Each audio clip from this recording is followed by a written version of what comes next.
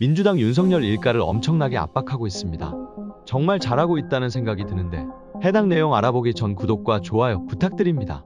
올해 여름부터 대한민국을 뜨겁게 달군 양평고속도로 논란. 하지만 양평고속도로 문제에 대해서 대통령실은 침묵과 여당의 무책임한 태도로 일관하고 있습니다.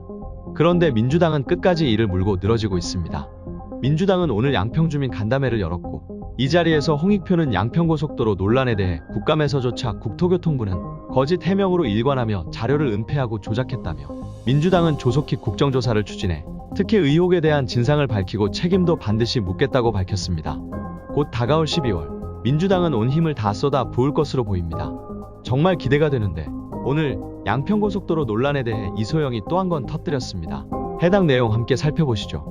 지난 국토교통위원회 국정감사를 통해 많은 사실이 새롭게 드러났습니다. 먼저 경동 엔지니어링이라고 하는 용역사가 단독으로 단 하나의 대안 노선을 매우 짧은 단기간 내에 만들어냈다는 사실입니다. 컨소시엄 용역사 두 곳 중 한 곳인 동해종합기술공사는 경경 종점안이 최초 공개된 용역 착수 보고의 직전에서야 경동이 작성해온 종점안을 처음 확인했다고 증언했습니다. 공동 용역사에게 알리지도 않고 경경안을 마련했던 것입니다. 또한 경동의 담당 임원은 교통량 분석도 기술적 검토도 없이 현장 방문만으로 종점 변경안을 작성했다고 실토했습니다. 심지어 단 한 번 현장 방문을 해본 상태에서 종점 변경 내용이 담긴 과업 수행 계획서를 제출한 것이라고 증언했습니다. 그러나 더 나아가 허영 의원의 질의를 통해서 그 한 번의 현장 방문조차 하기 전에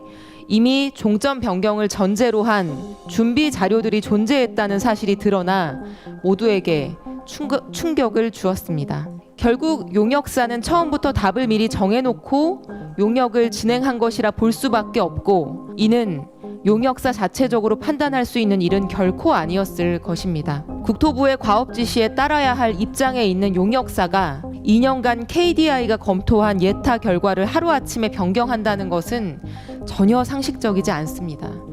국토부 또는 그보다 더 힘있는 기관의 누군가가 지시하지 않고는 일어날 수 없는 일이라고 생각합니다. 용역사가 종점을 변경한 시점은 윤석열 대통령 인수위가 운영되던 시기와 상당 기간 겹칩니다. 국토부보다 더 큰 힘이 작동하는 대통령 인수위에서 외압이 있었던 것이 아닌가 하는 국민적 의혹이 점점 커지고 있습니다. 경기도에 확인한 결과 서울 양평 고속도로 사업이 인수위 시절 정책 과제에 포함되어 있었다라고 하는데 이는 인수위가 서울 양평 고속도로 사업을 분명하게 인지하고 있었다는 정황입니다. 이제는 수사기관과 감사원이 일해야 할 때입니다. 지난 예결위 질의 때 저는 감사원장과 한동훈 법무부 장관에게 감사와 수사를 촉구했습니다. 감사원은 공익감사 청구가 된 지 4개월이 지났음에도 아직도 감사 개시 여부를 판단하지 못했다고 답했고 한동훈 법무장관은 수사할 계획이 있느냐는 질문에 회피성 답변만 늘어놓았습니다.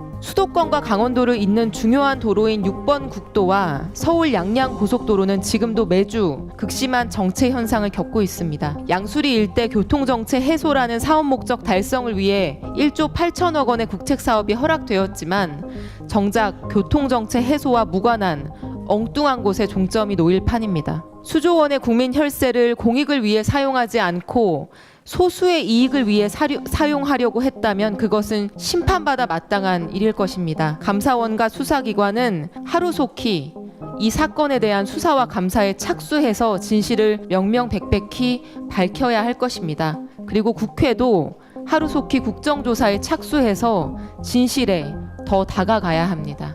감사합니다.